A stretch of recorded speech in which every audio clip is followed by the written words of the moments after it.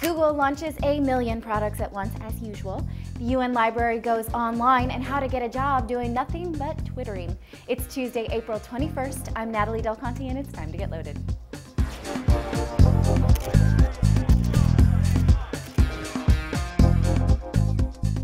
We have several Google announcements today. First, Google is launching an improved image search. The feature is called Similar Images, and now Google will be able to give you images that look more like what you're asking for through a single link. The example they give is Jaguar. Are you looking for the car or the animal? This will help you distinguish. Second, the company is launching Google News Timeline, which is pretty much what it sounds like. You can now view news for a given topic on a timeline where you can scale by days, weeks, months, and years. You can also specify which source the information comes from, like a newspaper or magazine. And where will we put all this new innovation? Google Labs is relaunching at googlelabs.com.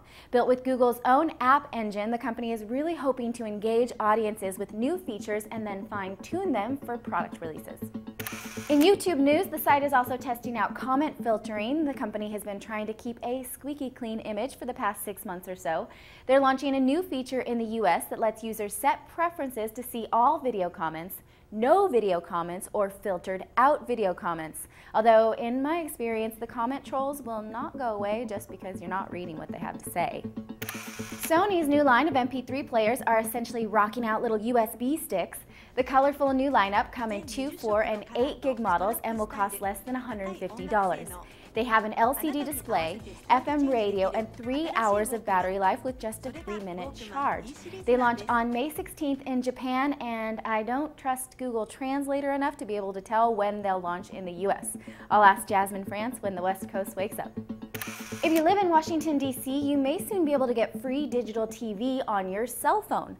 Later this year, local affiliates from CBS, NBC, PBS, ION, and Fox will begin offering their broadcasts on mobile devices, including phones, laptops, and in-car entertainment systems. This was announced at the National Association of Broadcasters in Las Vegas. But which gadgets will support this? Not that many yet, but manufacturers such as LG and Samsung are working on it. This is something that's supposed to be rolled out nationally, but the cities that will see it soonest are New York, Chicago, Philadelphia, San Francisco, Boston, and Atlanta. The entire United Nations library is now online and available for all to see. This is a digital library with information about human cultures and history. This is a 4-year project, and it has novelties such as the Japanese work that's considered the first novel in history and the works of Arab scholars that was groundbreaking in the field of algebra. It really is an archaeological treasure trove. It will be inaugurated in Paris today at the headquarters of UNESCO, the UN Educational, Scientific, and Cultural Organization, but you can find it in 7 languages right now at wdl.org. Fox News is integrating YouReport with MySpace. YouReport is Fox's user-submitted service where anyone can send in stories, photos, or videos about breaking news that they witness. MySpace is, of course, owned by News Corp, which also owns Fox. Now the two work together.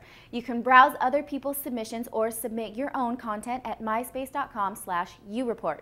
This is a lot like CNN's iReport, which accepts submissions mobily or over Facebook. Verizon Fios customers can now program their DVRs from the web. This is convenient if you forget to set it to record something and you're away at work or vacation. TiVo has had this capability for a long time, but most cable companies do not offer this service. Now all Fios TV DVR customers can do this from the web, and home media customers can even do it from their cell phones. The Today Show has a new iPhone application, which I think is worth mentioning, even though I report for the competing morning show. The application brings highlights and clips from the day's 4-hour broadcast because presumably not many people sit there and watch the entire 4-hour show. The application was developed by a company called Zumobi.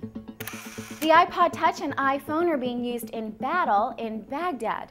Newsweek reports that the U.S. military has been using Apple's hot little gadget to equip soldiers with intelligence such as aerial images and translation software. These programs can provide maps, photos, bring villagers pre-taped video messages, and give intelligence on local statistics.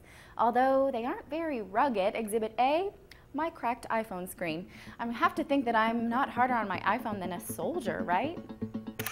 If you're looking for an internship, you may consider Pizza Hut if you like to Twitter. The pizza chain is looking for an intern to help them disseminate pizza news to the masses. A representative for the company told the New York Times that this lucky person will be the company's social media journalist, chronicling in 140 characters or less what's going on at Pizza Hut. They need an entire person to do that? And what kind of job will an internship like that land you? From Twitter intern to Twitter executive, vice president of Twitter relations? Loaded viewers are starting to send in their in-flight Wi-Fi speed tests. Cy flew Southwest Airlines recently and he got download speeds of 2,823 kilobits per second and upload speeds of 171 kilobits per second. Not too shabby. If you are globetrotting and use an in-flight Wi-Fi network, send us your speeds. We'll keep track of the various airlines and their test results here on Loaded. Send them to loaded@cnet.com.